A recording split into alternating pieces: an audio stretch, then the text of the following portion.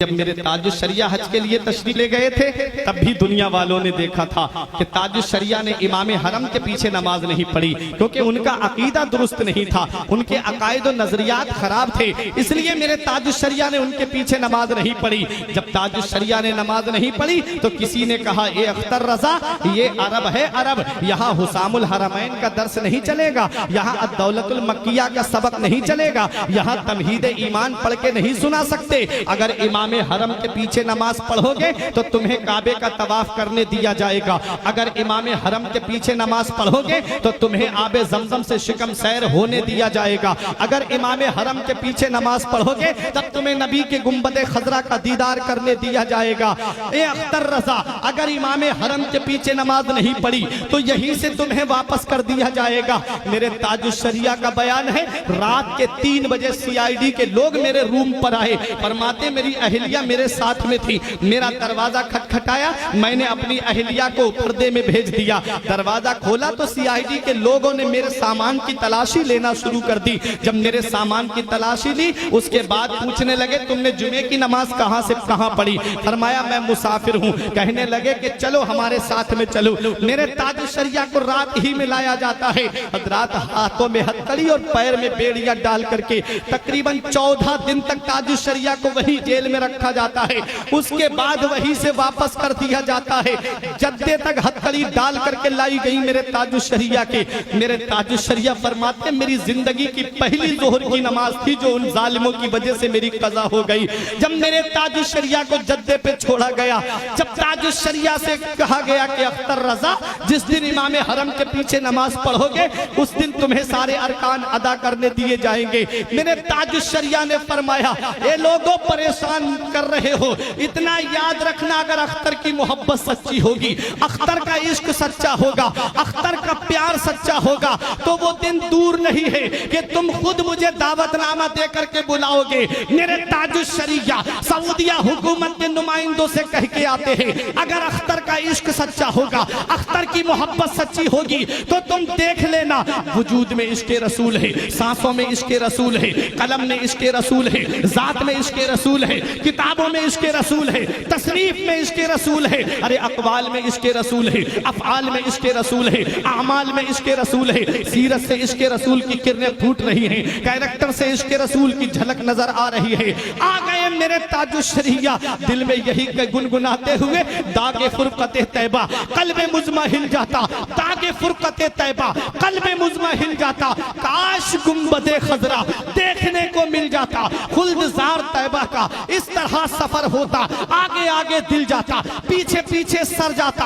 आ गए मेरे ताजुश शरिया बरेली की सरजमीन पर, और जब बरेली की सरजमीन पर दुनिया वालों ने देख लिया कि चंद दिन नहीं गुजरे थे, वही सऊदिया हुकूमत के नुमाइंदों ने दावतनामा सोने के तश्त में सजा करके मेरे ताजुश शरिया के लिए बरेली भेजा। ताजुश शरिया दावतनामा हाथ में लेके दुनिया वालों को पैगाम देते हैं, ऐ देखो ये वही सऊदिया हुकूमत है जिसने नबी के गुंबद का मुझे दीदार नहीं करने दिया था। ऐ बहादुरपुर वालों, बाकी ताजुश शरिया से मोहब्बत है तो आने वाले जुमले पे खामोश नहीं रहोगे। मेरे ताजुश शरिया दावतनामा हाथ में लेकर के गुंबद खजरा की तरफ रुख करके ये पैगाम देते हैं, जहां पानी अता कर दे भरी जन्नत हिबा कर दे, जहां पानी अता कर दे भरी जन्नत हिबा कर दे, नबी मुख्तार कुल है जिसको जो चाहे अता कर दे।